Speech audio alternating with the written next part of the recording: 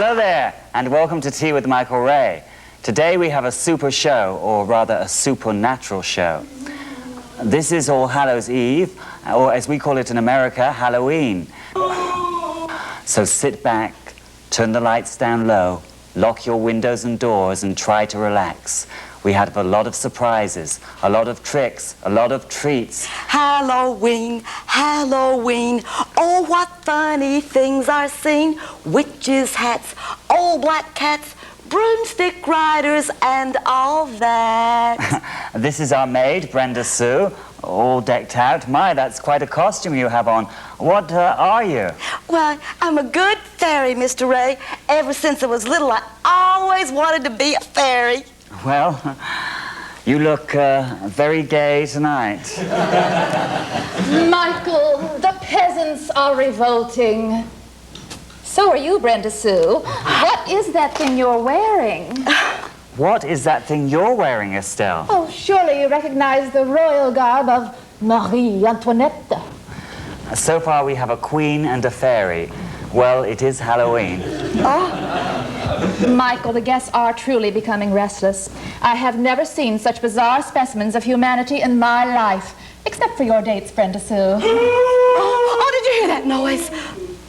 The only thing you hear is the rattling of nuts and bolts in that cavernous void you call a mind. No, I hear voices. Oh, God, now she thinks she's Joan of Arc. No, it's been true for about the past 2 weeks. Every time I turn around in the kitchen, things keep moving around for no reason.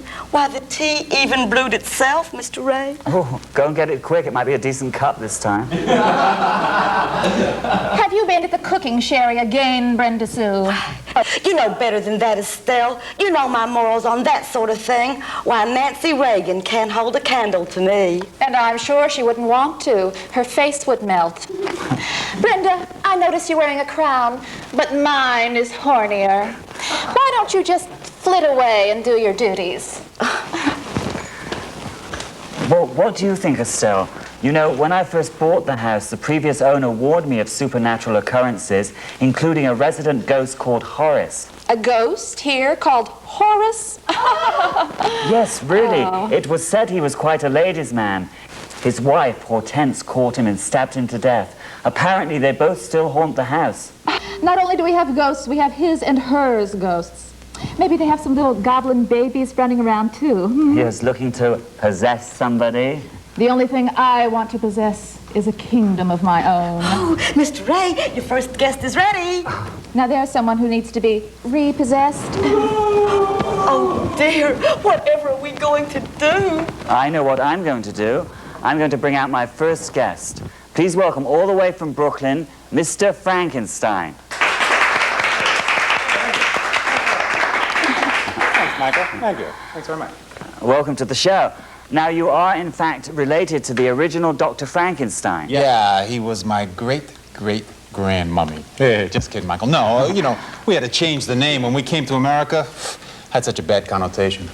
So I shouldn't call you Dr. Frankenstein. No, call me Mr. Frankenstein. That's Frank N. Stein.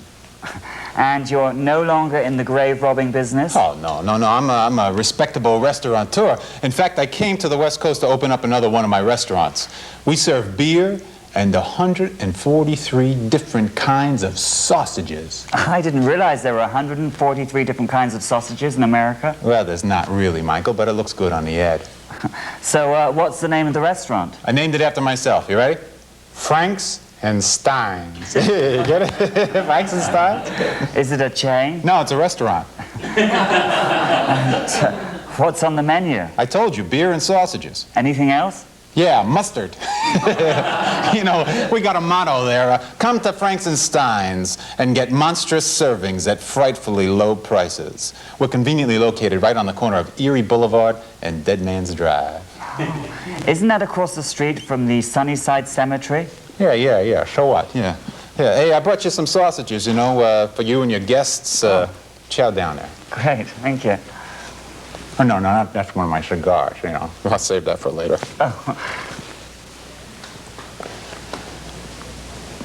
These taste quite unusual. In fact, I've never quite tasted anything like this before. What is it? No. It's my secret recipe, and it's going with me to the grave. I brought the tea that brewed itself. Is she for real? Oh, just a little Halloween humor. Yeah, very little. Well, here's your tea, Mr. Stein. Thank you.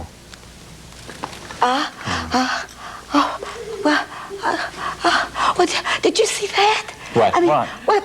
well, that rose, well, they just flew up and disappeared. Brenda Sue, are you feeling all right? Well, it's Halloween, Mr. Ray, and there's been a lot of weirdness going on in the kitchen. Things are just flying all over the place, and Lady Chatterley's lover is levitating in the library. Well, send them in here. Tell them to have some sausages. Oh, no, it's a book. And that's not all. There's been a fan following me around the kitchen all day long. Well, that's one of the hazards of show business. Just give him your autograph and tell him to go away. Oh, no, not that kind of fan. An oscillating fan. Oh, dear. Well, tell him you're not that kind of ghoul. Oh, well, Mr. Ray, you mark my words. When that fly swatter hits you up the side of the head, you'll sing a different tune. Hey, may I? Sure, go ahead. These sure taste funny. You know what? There's something funny in this morning's Post, too. Do you know that 30 bodies have been missing from the Sunnyside Cemetery? Isn't that right across the street from your restaurant, Mr. Stein? Yeah, so what? It's a coincidence, that's all. We don't serve no stiffs in our restaurant. We'll be right back after these few lively words from somebody's body. I mean somebody. Hey, ladies and gentlemen, Fabulous Frankie Fortune here to let you know about my new emergency joke service. I'll help you find the funny side of accidents, operations, and my personal favorite and specialty, funerals and wakes. Hey, ladies and gentlemen, Fabulous Frankie Fortune here. What's everybody so down about? Come on, it's not the end of the world. Whoops, I guess it is for you, sister. What do we have here? Little deadpan humor, but it's wacky. I'm serious. Seriously, folks. I don't want to say she was hard to get along with, but do the words burn for eternity, do they seem appropriate here, huh? Thank you, Lady Drop, and thank you. Either this old bird's dead or my watch has stopped. Thank you. This is a lively crowd, with one big exception. There it is. Come on. I'll get a rise out of you yet. There, I got the funny nose. Come on, look at this. Hey, that looks cozy. Mind if I join you? Here I come. Every man for himself. Make a little room for Daddy. So, send them out with a smile. Call the emergency joke line service. And who knows? That liver transplant may be the funniest thing that ever happened to you. Oh, get back here, you little liver. Hello, emergency joke. Hello, emergency joke. Hello, emergency joke. Emergency joke, how can I help you? Fabulous Frankie here. Welcome back. It's our Halloween show, and there's a lot of strange goings-on going on. Which brings us time to meet my next guests. It's rarely that we get the opportunity to meet a real live witch. Well, tonight we have with us both a witch and a warlock. They're husband and wife, and they come all the way from Salem, Massachusetts. Please welcome Wanda Witch and Willem Warlock.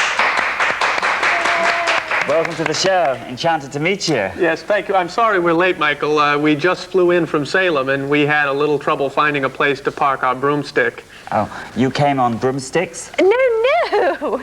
We came on a broomstick built for two. As a matter of fact, our automatic pilot went out right over Devil's Peak, Wyoming. Oh dear, everything all right? Yes, we've got a handle on the situation. But poor Willem is still experiencing some degree of pain. I told him to ride side saddle. Yes, I'm a little new at this, Michael. Still a little green behind the ears, you might say. I only just recently graduated from Warlock Point. And with honor. He's so wicked this time of year. Yes, I love Halloween. It's the only day of the year I can let my ears down and be myself. Now, you two make a living casting spells and brewing up potions. Well, we hope to now, but in the past, we've had to take second jobs in order to make the mortgage payments on the Magic Castle. Yes, for a while there, I was a mannequin in a costume shop, and Wanda here still teaches out-of-body aerobics, you know, the exercises for the astral plane. She teaches at the YWCA, the Young Witches Coven Academy. Now, it's not every day that a witch and warlock get married. How did you two meet? Well, actually, Michael, it was love potion number 9. And was that 10? No, my dear, you're the 10. Oh, I'm so completely under his spell. Oh, no, Snorgums, I'm under your spell. Oh, but you know, it was your concoction. You threw in the toad. Oh, but you added the bat larynx, remember? Well, you two certainly have me spellbound. You were telling us how you met? Oh, right. Well, it was Friday the 13th, and we were at our wart-raising workshop at the Wichita Witch and Warlock Workshop, which we go to refine and practice our spells. Yes, and it was over the bubbling cauldron that the passion rose to a boiling point, and that was the magic moment. That's when he fell for you? No, that's when he fell into the cauldron. Oh dear, and then what happened? Well, right before he was about to hit the bubbling brew, I decided to turn him into a fly and save him from the bubbling, burning liquid. Well, not a typical fly-by-night romance. Nevertheless, it did have a magical beginning. Now, I believe you two have started a new business venture and you brought it along tonight to plug it, so to speak. Yes, Michael, that's right. In fact, we've just recently completed... Thank you.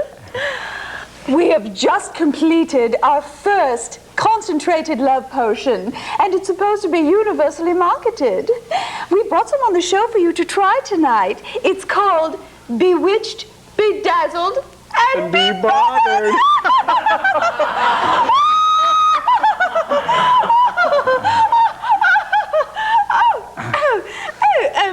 It's all we need is a victim, or rather a volunteer, to try it out and see how it works. Here. Well, maybe later in the show, somebody will come along that we can try it out on. Where in tarnation is that woman? In fact, I think that's him now. Michael, she told me I had to wear this executioner's outfit, and only half of it's here. What am I supposed to wear on my legs? Pantyhose? This is Billy Joe Jim Bob, Brenda Sue's ex-fiancé. Oh, sorry, Michael. I didn't mean to interrupt. Are we in a live television show? Where should I see it? Here? Excuse me, could you move down? Oh, yes, of course. Billy Joe Jim Bob, this is quite irregular, but, well, while you're here, why don't you fill us in on the status of your relationship with Brenda Sue? Well, Michael, the honeymoon's over, even though we were never married. But if I never see that woman again, it'd be too soon. If I had a choice between a great big hungry grizzly bear and Brenda Sue, I'd choose to be lunch for the bear. So don't ever mention that woman's name to me again. Who? Brenda Sue! Oh, it can't have been that bad. That's right, it's worse. But you two used to be so close. Well, right again, but now the closest I want to be to her is Siberia. She drove me to the brink and I went over. She completely snapped my last frazzled nerve. So don't ever mention that woman's name again, please. Who? Brenda Sue! Oh, would you like something to drink? As long as it's not her tea. No, this is very good. It's special and it's for Halloween. Well, thanks. And could you hand me some of those wieners, too? Sure. Here you are. It's the cherry. Yeah. No, sirree, Bob. Don't you ever mention that woman's name to me again. Who? Brenda Sue! Brenda Sue! Wee! Woo! Why don't you come right over here and sit yourself down on your big daddy's knee, my little sugar dumpling? Well, what's come over you, Billy Joe Jim Bob? Have you been brown bagging that wild turkey again? Why, no, my little moon pie. Look, Michael, look how my little sweet potato cares about her big daddy's welfare. Come on now.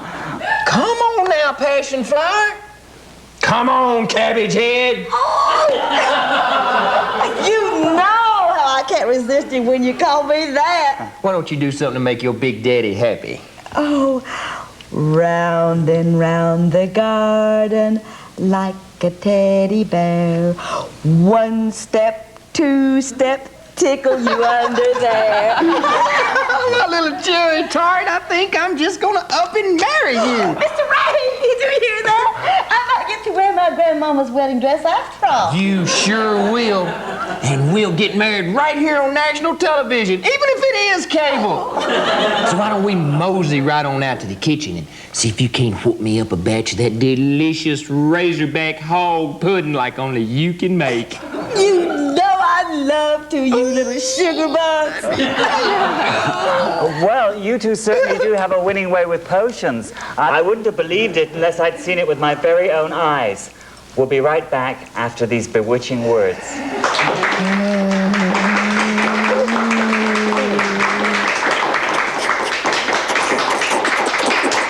I feel pretty, oh, so pretty. It's hi, everybody. Well, it's that time of year when everybody starts calling me a witch hazel.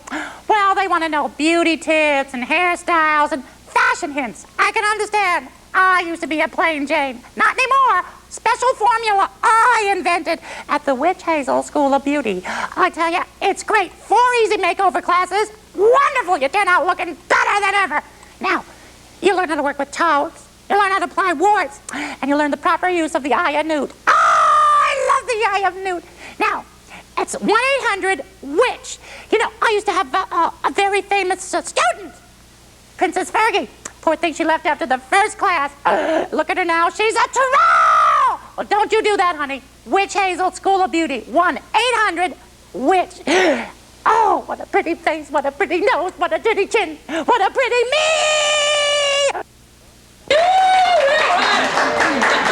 Welcome back. Brenda Sue and Billy Joe Jim Bob have disappeared to the kitchen to put some fire under the kettle. I hope they don't get into too much hot water. Michael, you will not believe what's going on in the kitchen.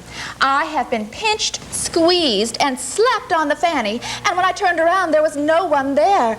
I wouldn't mind if I knew who was doing it.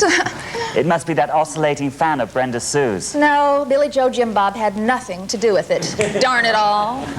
Well, Estelle, maybe now you'll start to believe in the spirit world. The only spirits in my world are bottled by Seagram's. Michael, I think your next guest is waiting in the wings. Ooh, I just love weenies, especially the big ones. All the way from Transylvania, please welcome the great-great-grandson of Count Dracula, Can't Count Dracula.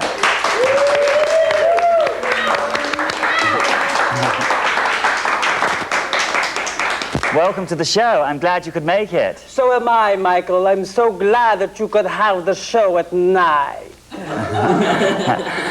Now, you are the great-great-grandson of Count Dracula? Yes, Michael, I'm his sole surviving blood relative.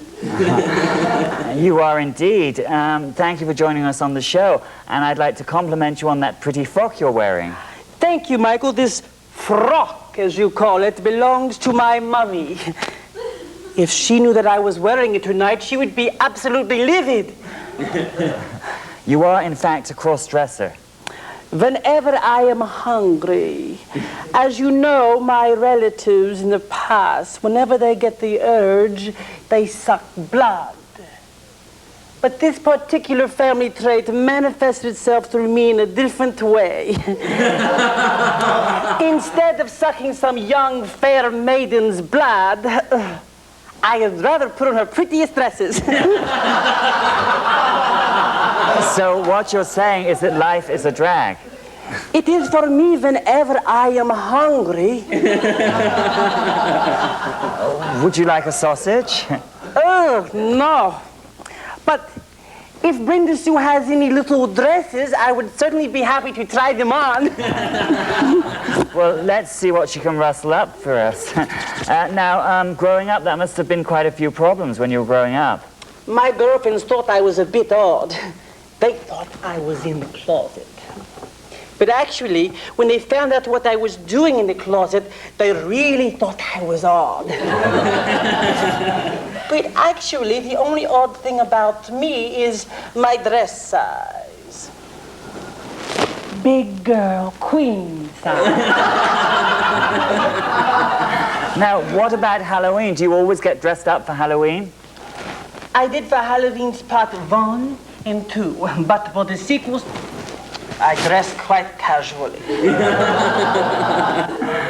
As a matter of fact, I'm the #1 transvestite in all of Transylvania. Well, we translate that into television transcript. We'll be right back. Hank's mother had always been so kind to us that when she died, we really wanted her funeral to be something special. She picked a bad time to go, though. Business was slow and some unforeseen medical expenses had already tightened up the family budget. The cost of the casket alone was going to take every cent that we had. Then I went to a suckerware party at my friend Debbie's house, and there was the answer to our dilemma, a beautiful suckerware coffin in 3 attractive colors. With the airtight seal, all we had to do was burp it and bury her. And best of all, the cost was only $19.95. Right within our budget. I knew that Suckerware made lettuce crispers, measuring cups, and food storage containers, but the Suckerware coffin really saved the day for us. And we got these lovely mixing bowls as a free gift. So if you're planning a special event, And only have a small budget,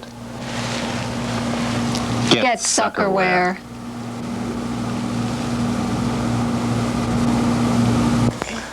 My last guest today is someone who really does know how to contact the spirits. In fact, I was introduced to her at a seance the other day. Now, the seance was being held by a well-known channeler called Mrs. Rare, and it was so good that at the end of the seance I found myself saying, "Well done, medium rare," which has nothing to do with my next guest, except that she too is a medium. Please welcome Madam X. Welcome to the show, Madam X. You know, Michael, the vibrations in this room are perfect for reaching the spirit world. Now, I've been told that there are ghosts in this house, and one of them is in fact called Horace. Horace? Yes, Horace. I've never heard of a ghost named Horace, and I've been around. I thought I'd heard everything. Brenda Sue. Oh, Mr. Ray, can we join the seance? Oh, me and my boyfriend, Billy Joe Jim Bob, he wants to come too. Well, after you serve the tea. Oh, it's ready.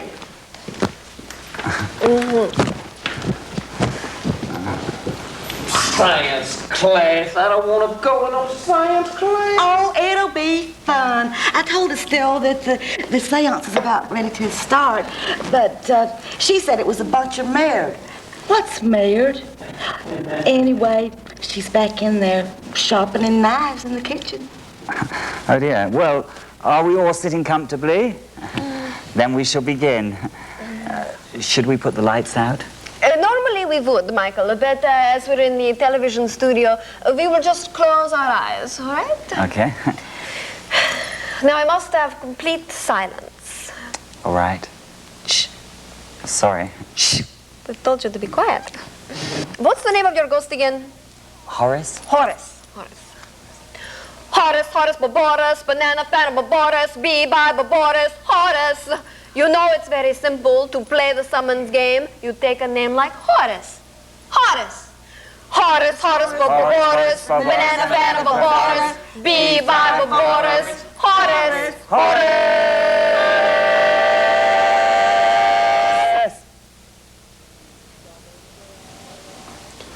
You summoned, madame?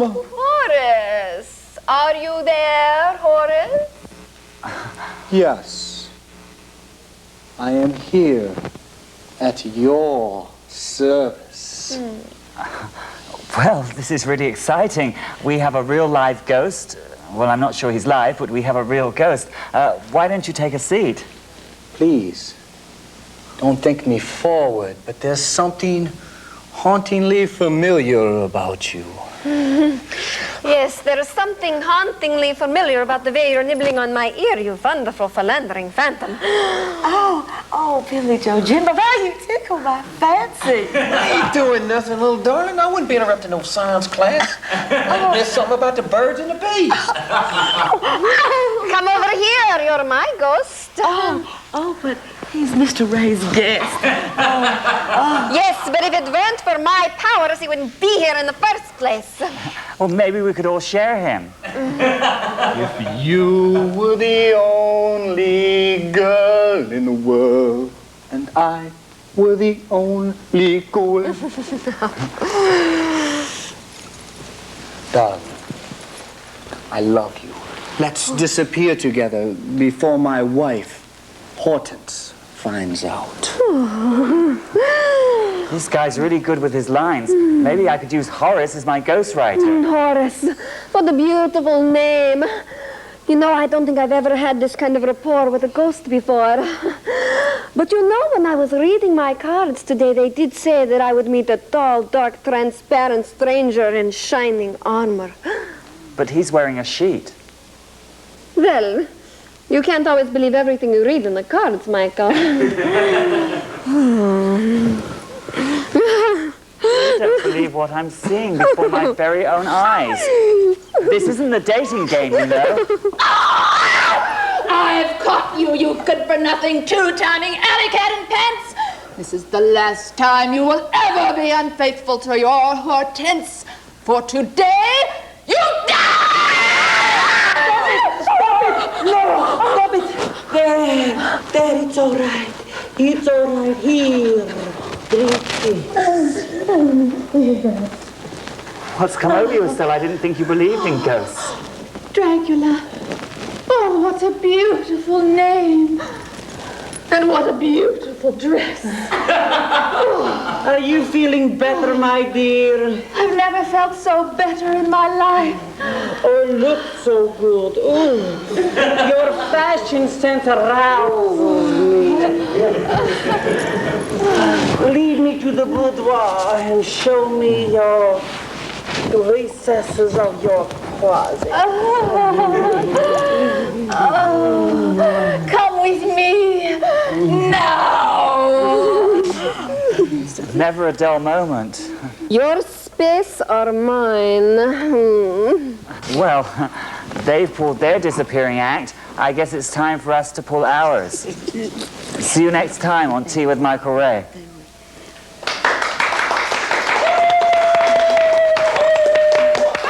Cast away your cares and woes, loosen up your underclothes, sit back.